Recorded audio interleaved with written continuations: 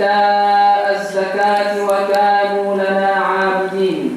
أشهد أن لا إله إلا الله وحده لا شريك له وأشهد أن محمدا عبده ورسوله. اللهم صل وسلم وزد وبارك على سيدنا محمد وعلى آله وأصحابه أجمعين. أما بعد فيا أيها المسلمون اتقوا الله. أوصي نفسي وإياكم بتقوى الله فقد فاز المتقون. يقول الله تعالى: يا أيها الذين آمنوا اتقوا الله حق تقاته ولا تموتن إلا وأنتم مسلمون. Sidang Jumat yang dirahmati oleh Allah Subhanahu wa taala. Marilah sama-sama kita mempertingkatkan ketakwaan kita kepada Allah dengan meningkatkan kita perintah Allah Subhanahu wa taala, ketaatan kita kepada Allah dan meninggalkan segala larangannya dengan menurut segala sunnah yang telah disunnahkan oleh Rasulullah SAW. Mudah-mudahan kita akan termasuk di kalangan orang-orang yang mulia dan berjaya di dunia maupun di akhirat. Sidang Jumat yang dirahmati Allah, setiap kita mempunyai fungsi kepimpinan, yang mana jika ia tidak menjadi pemimpin di wilayahnya sendiri, ia tetap akan menjadi pemimpin kepada tubuh badannya sendiri. Melihat betapa besarnya tanggungjawab menjadi pemimpin, maka syarat-syarat dan sifat-sifat akhlak terpuji untuk menjadi seorang pemimpin haruslah dimiliki dan dikembangkan. Pada kesempatan ini, mimbar ingin berkongsi cerita tentang akhlak pemimpin seperti yang diterjemahkan oleh Khalifah pertama, yaitu Sayyidina Abu Bakar As-Siddiq radhiyallahu anhu. Beliau telah menyampaikan pidato sebelumnya selepas dilantik menjadi khalifah, yang mana pidatonya seperti mana yang telah dinukilkan oleh Ibnu Hisham dalam kitab Sirah An-Nabawiyah miliknya, yang seperti berikut: Amma ba'du, saudaraku sekalian, sesungguhnya aku telah terpilih sebagai pemimpin di kalangan kamu, dan aku bukanlah yang terbaik di kalangan kamu. Maka jika aku berbuat kebaikan, bantulah aku, dan jika aku bertindak keliru, maka luruskanlah aku. Kejujuran adalah amanah, sementara dusta adalah suatu pengkhianatan. Orang yang lemah di kalangan kamu, sesungguhnya ia adalah kuat di sisiku apabila aku dapat mengembalikan haknya, insya-Allah. Dan sebaliknya, orang yang kuat di antara kamu, maka dia adalah lemah di sisiku apabila aku mengambil darinya hak milik orang lain yang telah diambil olehnya.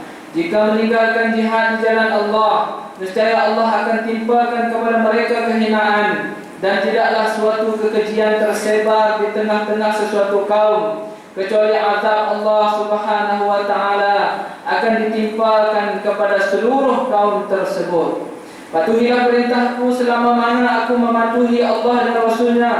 Tetapi jika aku tidak mematuhi kedua-duanya, maka tiada kewajiban ke atas kamu untuk taat terhadapku. Sekarang berdirilah kalian untuk melaksanakan solat. Semoga Allah merahmati kalian.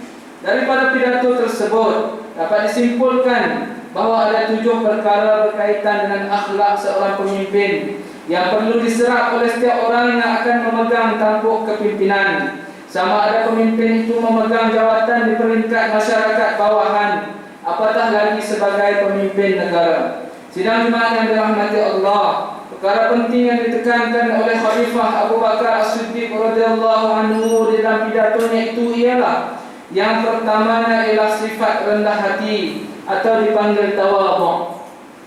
Banyak para pemimpin yang pada mulanya dekat dengan masyarakat, turun ke bawah, integrasi kepada kaum yang lemah, tapi selepas mendapat kedudukan, timbullah apa yang disebutkan dalam peribahasa, kalau hari sudah panas, kacang pun lupakan kulitnya. Sifat sombong, bongkak, tinggi diri sudah mulai tampak kelihatan. Bukan hanya sekadar itu sahaja, bahkan terkadang dia tergamak pula memijak orang yang telah membantu untuk menaikkannya. Abu Bakar As-Siddiq radhiyallahu anhu menyatakan bahawa pada hakikatnya kedudukan pemimpin tidak berbeza pun daripada rakyat biasa. Bukan kerana ia menjadi orang istimewa, tetapi hanya sekadar orang yang didahulukan selangkah, diberikan amanah dan mandat kepercayaan kepada rakyat biasa. Di atas bahunya terpikul satu tanggungjawab yang besar dan berat, sama ada terhadap umat, terlebih-lebih lagi terhadap Allah Subhanahu wa Ta'ala. Sifat rendah hati bukanlah merendahkan kedudukan seseorang pemimpin, malah sebaliknya akan mengangkatkan darjatnya, martabatnya dalam pandangan masyarakat dan orang ramai. Yang kedua, seorang pemimpin mestilah mengharapkan dukungan dan bersifat terbuka untuk dikritik. Setiap pemimpin memerlukan dukungan dan sokongan rakyat. Bagaimanapun, ia tidak dapat melaksanakan tugas-tugasnya tanpa penglibatan orang ramai. Jika orang ramai bersikap tidak mahu tahu dan tidak ambil peduli terhadap segala anjuran dan tindakannya, maka hal yang demikian adalah merupakan cabaran yang amat berat baginya. Contohnya Sayyidina Umar radhiyallahu anhu amat berani dikritik apabila beliau naik menjadi khalifah dan berkhutbah di atas mimbar. Lalu Umar Khattab bertanya kepada umat, kepada sahabat pada masa itu, jika Umar tersalah langkah, siapakah di kalangan kamu yang berani untuk membetulkanku?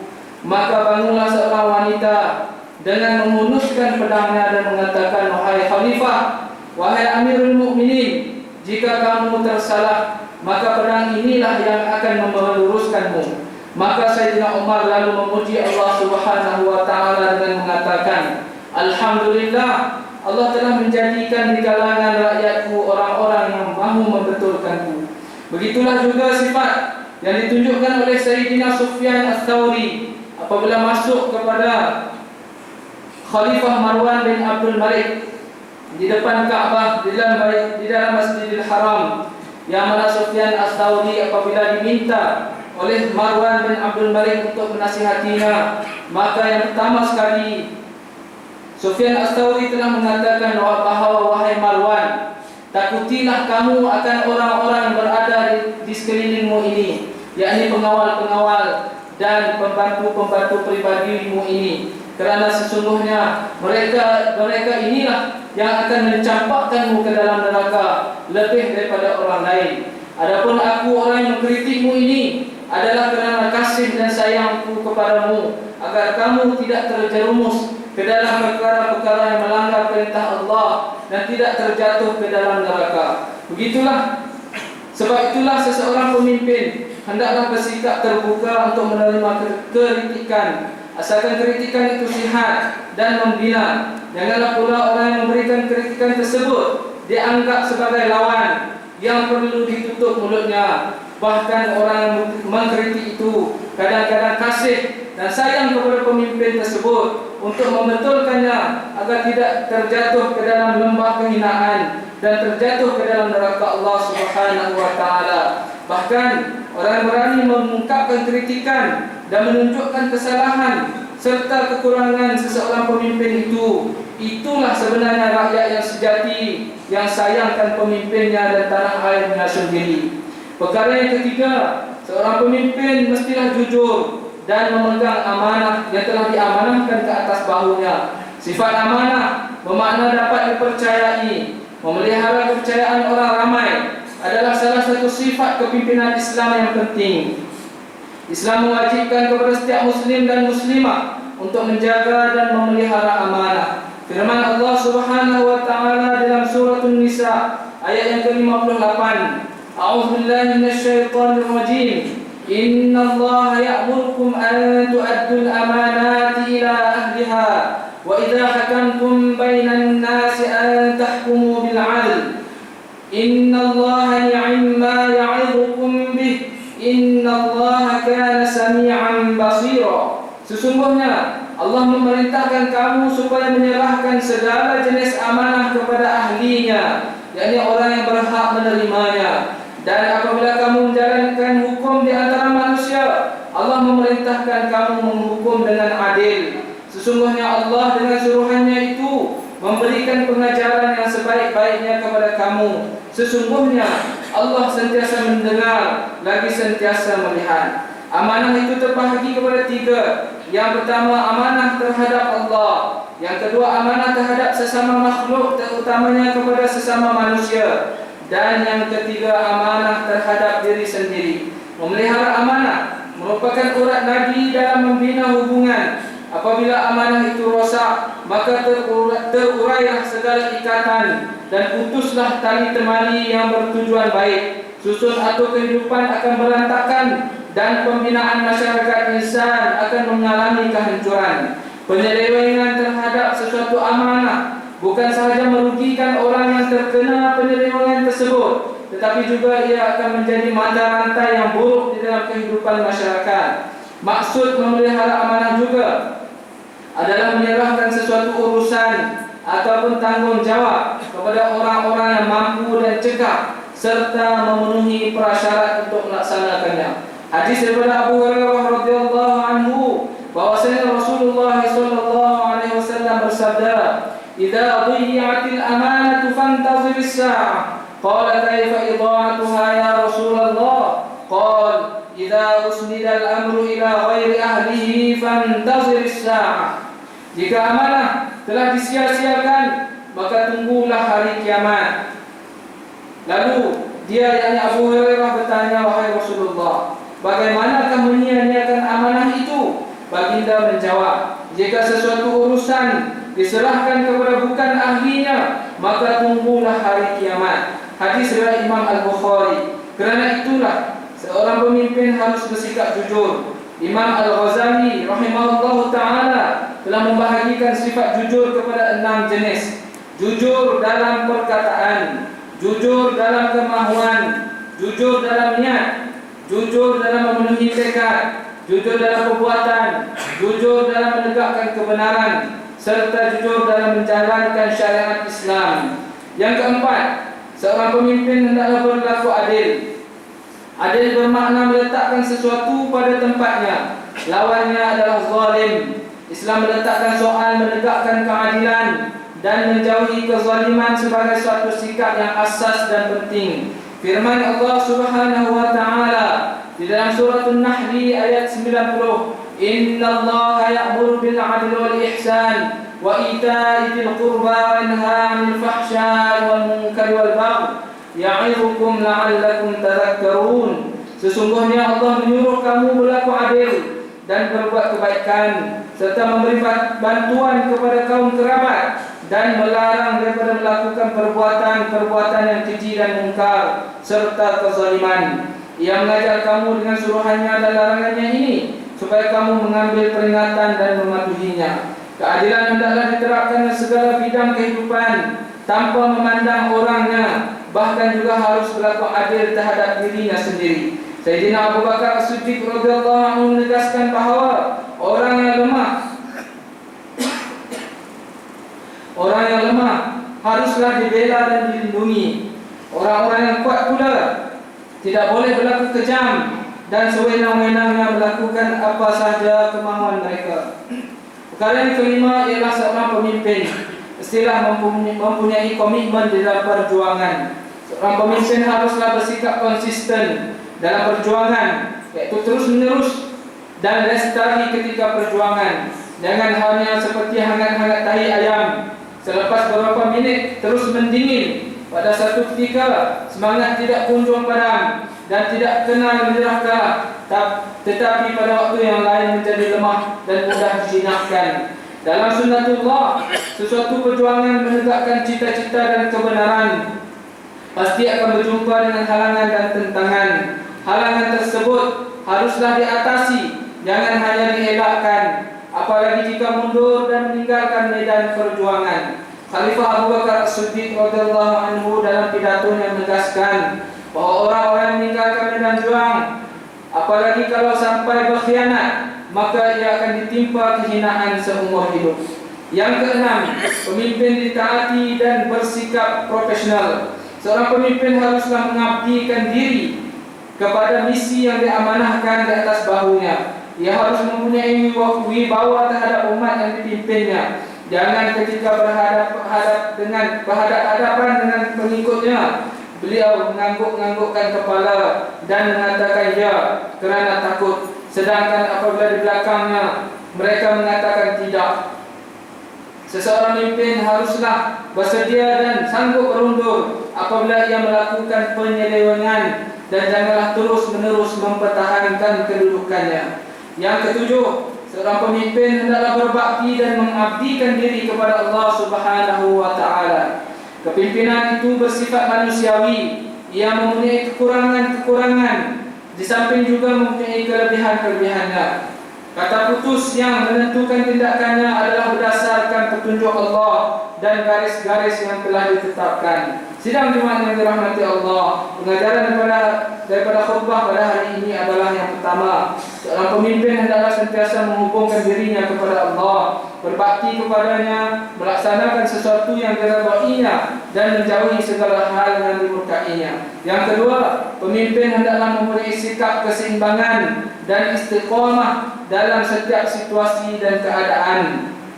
Dan yang ketiga, pemimpin hendaklah redha menerima apa sahaja yang dapat dicapai, bersyukur apabila mencapai matlamat, dan bersabar menghadapi tantangan demi tantangan. A'udzubillahi minasyaitonir rajim. Alladzina in makkannahum fil ardi aqamus salata wa atawuz zakata wa amaru bil ma'ruf wa nahaw 'anil munkar. Walillahi 'aqibatul umur.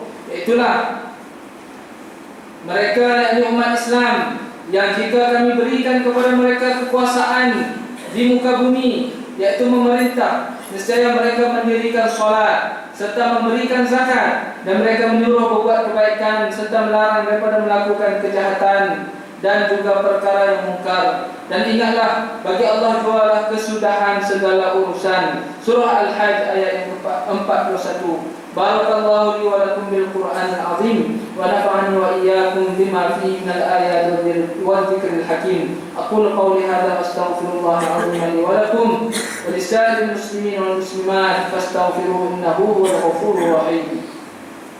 Amin Allah, amin ya Rahman, amin ya Rahim.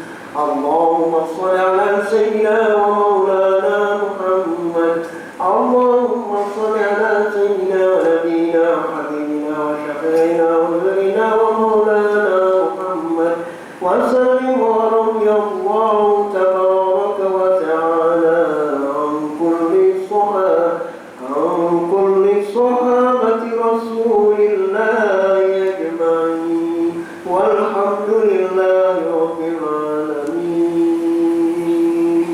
Alhamdulillahilladzi ja'alana minal muslimin wa razaqana minat thayyibat. Asyhadu an la ilaha illallah wahdahu la syarika lah wa asyhadu anna Muhammadan 'abduhu wa rasuluh. Allahumma shalli wa sallim wa barik ala sayyidina Muhammad wa ala alihi wa sahbihi ajma'in. Amma ba'du, fa ya ibadallah ittaqullaha faqad faza al-muttaqun. Qala Allah tabaraka wa ta'ala, inna Allaha wa malaikatahu yusalluna 'alan nabiy ya ayyuhalladzina amanu sallu 'alaihi wa sallimu taslima. Allahumma shalli wa sallim ala sayyidil mursalin wa ala radallahu an ashabihi wa qarabatihi wa azwajihi wa dhurriyyatihi ajma'in. Allahumma ighfir lil muslimin wal muslimat wal mu'minin wal mu'minat al ahya'i minhum wal amwat innaka sami'un qaribun mujibud da'wat. Allahumma aslih lana dinana alladhi huwa 'ismatu amrina wa aslih lana dunyana allati fiha ma'ashuna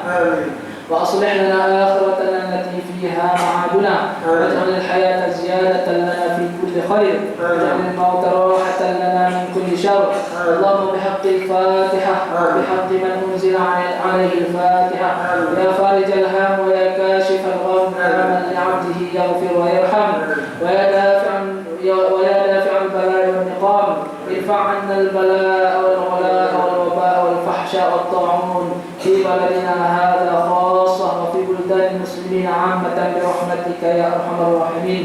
Ya Allah, Tuhan kami, ampunkanlah dosa kami ya Allah. Ya Allah, permudahkanlah segala urusan kami ya Allah. Ya Allah, Tuhan kami, jauhkanlah kami daripada segala bala bencana malapetaka ya Allah. dan kurniakanlah kami rahmat-Mu ya Allah. Temukanlah kami kembali kepada pesawat yang telah hilang ya Allah, H370 ya Allah. Janganlah Engkau kecewakan kami ya Allah. Ya Allah, kembalikanlah mereka dalam keadaan selamat ya Allah, kepada ahli keluarga mereka ya Allah. Ya Allah, Tuhan kami, jauhilah kami pada segala bala bencana ya Allah, kekurangan air, kemarau panjang, wabak penyakit dan sebagainya ya Allah. Ya Arhamar Rahimin, kasihilah kami, rahmatilah kami agar kami dapat mentaati-Mu ya Allah. Kurniakanlah kami petunjuk, hidayah, kekuatan ya Allah untuk kami dapat mentaati-Mu ya Allah, sehinggalah kami mati bertemu dengan-Mu dalam keadaan Engkau redha kepada kami ya Allah ya Arhamar Rahimin. Rabbana taqabbal minna innaka antas samiul alim wa tub alaina innaka antat tawwabur rahim. Rabbana atina fid dunya hasanah wa fil akhirati hasanah wa qina adzaban nar. Ibadallah, innallaha ya'muru bil 'adli wal ihsan wa ita'i dzil qurba wa yanha 'anil fahsya'i wal munkari wal baghi ya'idukum la'allakum tadhakkarun. Udhkurullaha al-'azima yadhkurkum washkuruhu 'ala ni'amihi yazidkum was'aluhu min fadlihi yu'tikum wa la dzikrullahi akbar. Wallahu ya'lamu ma tasna'un. Summa aqimus shalah. Alhamdulillah, sudah senyap telefon anda kerana ada telefon yang berbicara. I think sudah senyap telefon anda.